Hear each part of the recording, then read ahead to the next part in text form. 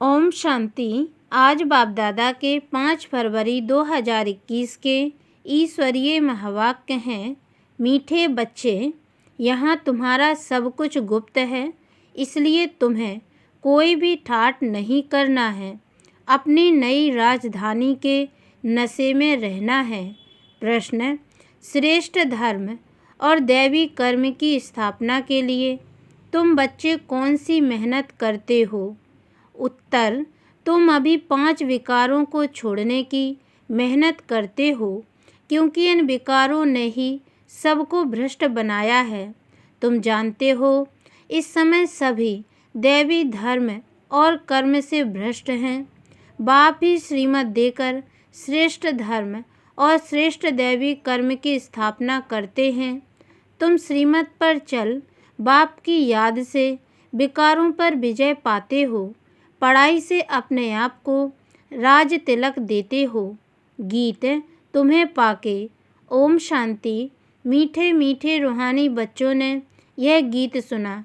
रूहानी बच्चे ही कहते हैं कि बाबा, बच्चे जानते हैं यह बेहद का बाप बेहद का सुख देने वाला है, अर्थात वह सभी का बाप है। उनको सब बेहद के बच्चे आत्माएं याद करते रहते हैं, किस न किस प्रकार से याद करते हैं, परंतु उनको यह पता नहीं है कि हमको कोई उस परम पिता परमात्मा से विश्व की बादशाही मिलती है। तुम जानते हो, हमको बाप जो सतयुगी विश्व की बादशाही देते हैं, वह अटल अखंड अडोल है। वह हमारी बादशाही 21 जन्म कायम रहती है। सारे विश्व पर हमारी राजाई रहती है, जिसको कोई छीन नहीं सकता, लूट नहीं सकता। हमारी राजाई है अडोल, क्योंकि वहाँ एक ही धर्म है, द्वैत है नहीं। वह है अद्वैत राज्य। बच्चे जब भी गीत सुनते हैं तो अपनी राजधानी का नशा आना चाहिए।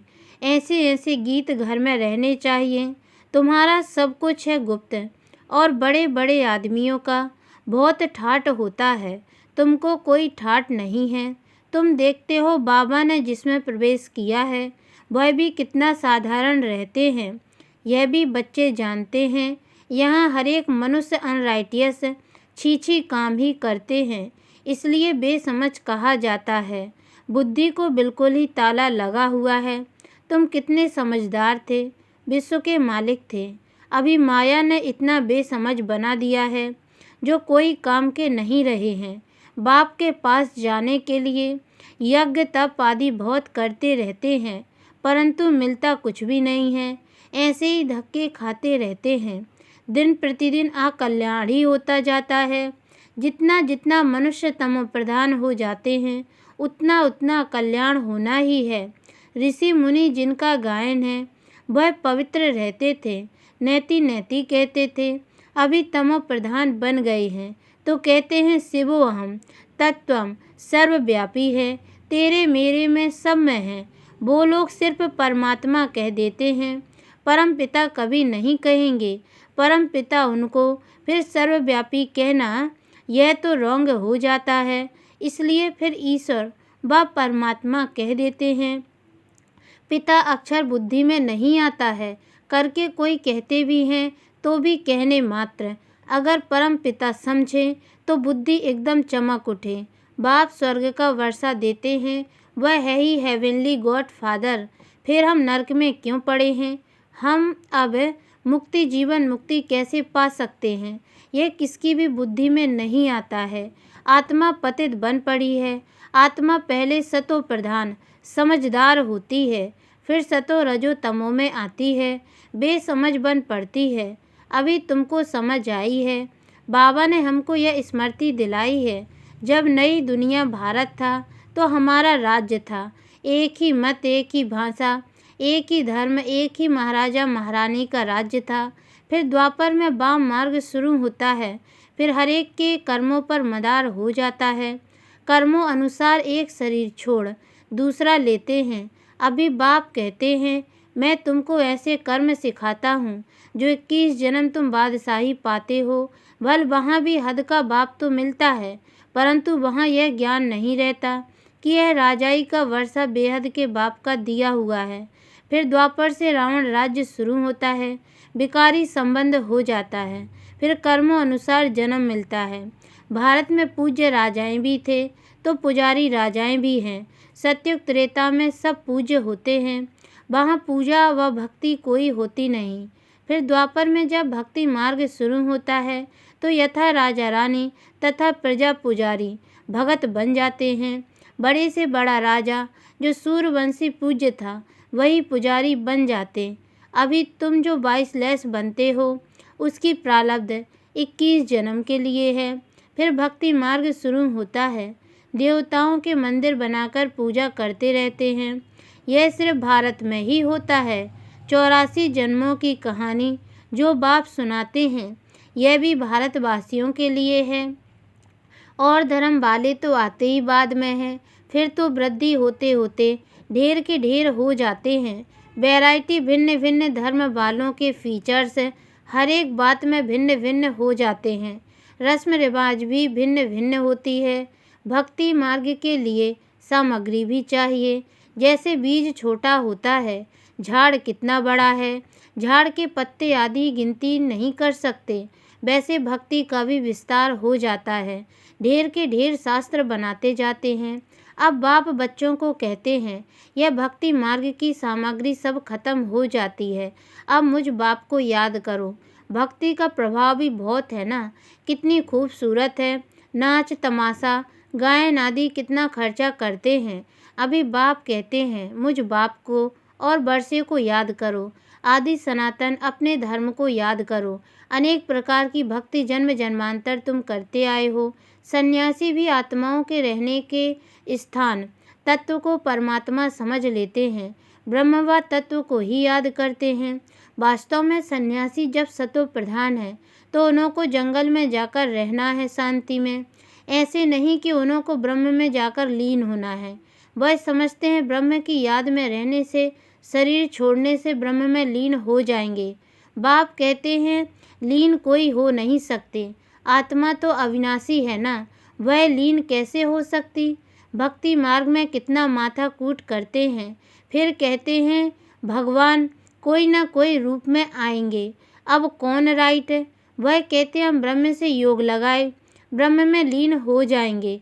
गृहस्थ धर्म वाले कहते भगवान किसी न किसी रूप में पतितों को पावन बनाने आएंगे, ऐसे नहीं कि ऊपर से प्रेरणा द्वारा ही सिखलाएंगे। टीचर घर बैठे प्रेरणा करेंगे क्या। प्रेरणा अक्षर है नहीं, प्रेरणा से कोई काम नहीं होता। बल शंकर की प्रेरणा द्वारा विनाश कहा जाता है, परंतु है यह ड्रामा की नूंद। उन्होंने यह मूसल आदि तो बनाने ही है, यह सिर्फ महिमा गाई जाती है। कोई भी अपने बड़ों की महिमा नहीं जानते।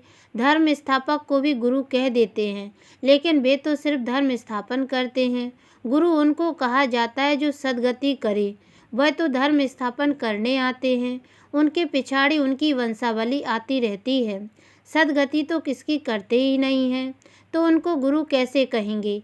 गुरु तो एक ही है जिसको सर्व का सद्गति दाता कहा जाता है। भगवान बाप ही आकर सबकी सद्गति करते हैं, मुक्ति जीवन मुक्ति देते हैं। उनकी याद कभी किससे छूट नहीं सकती। भल पति से कितना भी प्यार हो, फिर भी हे भगवान हे ईश्वर जरूर कहेंगे, क्योंकि वही सर्व का सद्गति दाता है। बाप बैठ समझाते हैं यह सारी रचना है, रचयिता बाप मैं हूँ, सबको सुख देने वाला एक ही बाप ठहरा। भाई भाई को वर्षा नहीं दे सकते, वर्षा हमेशा बाप से मिलता है। तुम सभी बेहद के बच्चों को बेहद का वर्षा देता हूँ, इसलिए ही मुझे याद करते हैं। हे परम पिता क्षमा करो, रहम करो, समझते कुछ भी नहीं। भक्ति मार्ग में अनेक प्रकार की महिमा करते हैं, यह भी ड्रामा अनुसार अपना पाठ बजाते रहते हैं। बाप कहते हैं मैं कोई इन्हों के पुकारने पर नहीं आता हूँ, यह तो ड्रामा बना हुआ है। ड्रामा में मेरे आने का पाठ नूंधा हुआ है। अनेक धर्म विनाश, एक धर्म की स्थापना व कलयुग का विनाश, सतयुग की स्थापना करनी होती है। मैं अपने समय पर आप ही आता हूँ। इस भक्ति मार्ग का भी ड्रामा में पाठ है। अभी जब भक्ति मार्ग का पाठ पूरा हुआ तब आया हुआ हूँ। बच्चे भी कहते हैं अभी हम जान गए। 5000 वर्ष के बाद फिर से आपके साथ मिले हैं। कल्प पहले भी बाबा आप ब्रह्मा तन में ही आए थे। यह ज्ञान तुमको अभी मिलता है, फिर कभी नहीं मिलेगा। यह है ज्ञान, वह है भक्ति। ज्ञान की है प्रारब्ध चढ़ती कला। सेकंड में जीवन मुक्ति कहा जाता है। कहते हैं जनक ने सेकंड में जीवन मुक्ति पाई। क्या सिर्फ एक जनक ने जीवन मुक्ति पाई? जीवन मुक्ति अर्थात जीवन को मुक्त करते हैं इस रावण के राज्य से। बाप जानते हैं सब बच्चों की कितनी दुर्गति हो गई है, उन्हों की फिर सद्गति होनी है।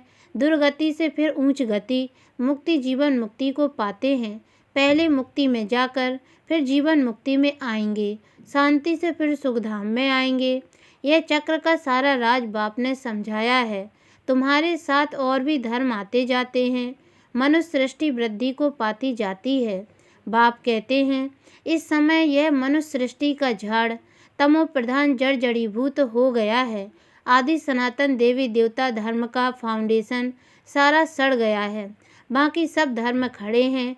भारत में एक भी अपने को आदि सनातन देवी देवता धर्म का समझता नहीं है देवता धर्म के, परंतु इस समय यह समझते नहीं हैं हम आदि सनातन देवी देवता धर्म के थे, क्योंकि देवताएं तो पवित्र थे। समझते हैं हम तो पवित्र है नहीं, हम आप पवित्र पतित अपने को देवता कैसे कहलाएं?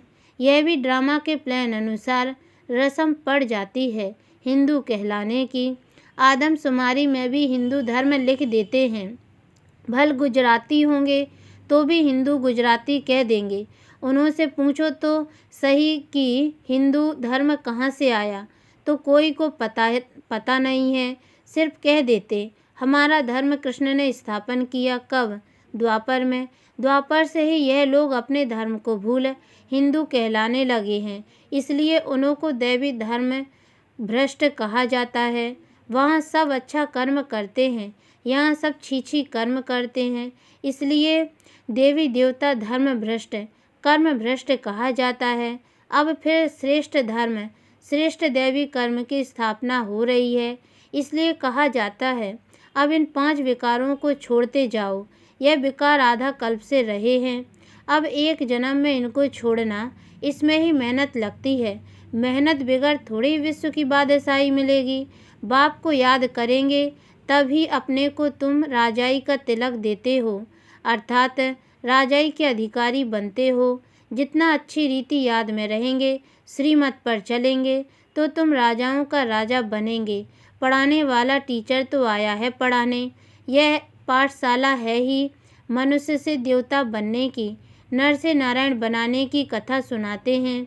यह कथा कितनी नामी ग्रामी है। इनको अमर कथा, सत्यनारायण की कथा, तीजरी की कथा भी कहते हैं।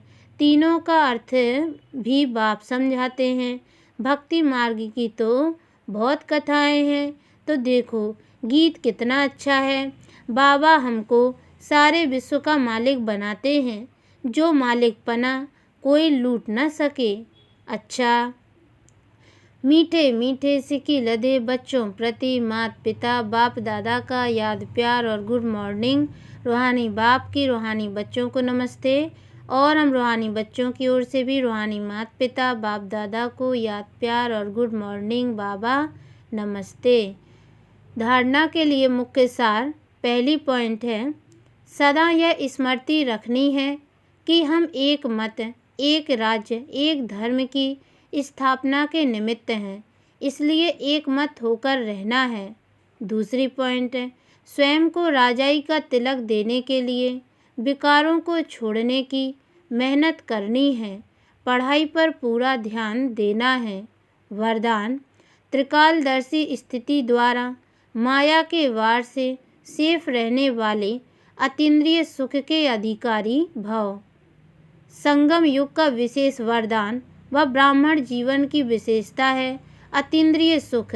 यह अनुभव और किसी भी युग में नहीं होता, लेकिन इस सुख की अनुभूति के लिए त्रिकालदर्शी स्थिति द्वारा माया के वार से सेफ रहो। अगर बार बार माया का वार होता रहेगा तो चाहते हुए भी अतीन्द्रिय सुख का अनुभव कर नहीं पाएंगे। जो अतीन्द्रिय सुख का अनुभव कर लेते हैं, उन्हें इंद्रियों का सुख आकर्षित कर नहीं सकता। नॉलेजफुल होने के कारण उनके सामने वह तुच्छ दिखाई देगा। स्लोगन: कर्म और मनसा दोनों सेवा का बैलेंस हो तो शक्तिशाली वायुमंडल बना सकेंगे। ओम शांति।